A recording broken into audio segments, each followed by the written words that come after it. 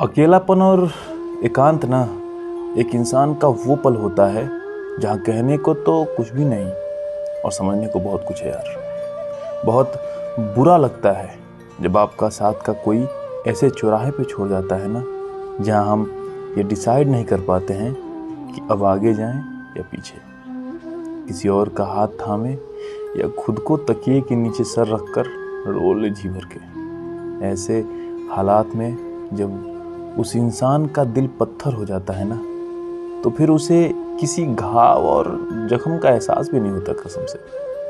और फिर एक ऐसा भी वक्त आता है कि उस शख्स को फिर किसी शख्स की ज़रूरत ही नहीं होती लाइफ में। फिर तो ऐसे शख्स के लिए हमारे इमोशन हमेशा हमेशा के लिए मर जाते हैं और दब जाते हैं सीने में। फिर तो हमें इस बात का ख्याल भी नहीं रहता कि अब किसी को अपना भी कहें या ना कहें, और कहना भी नहीं चाहिए ऐसे लोगों को अपना, जो सिर्फ अपना कहना तो जानते थे बट अपनाना नहीं। दोस्त, फील करना कभी कि क्या होता है बुरी तरह से टूट जाना। जहाँ अपना शक्ल भी खुद को देखे जमाना हो जाए ना, तो खुद से पूछना कि क्या किसी से उम्मीदी रखें या ना रखें।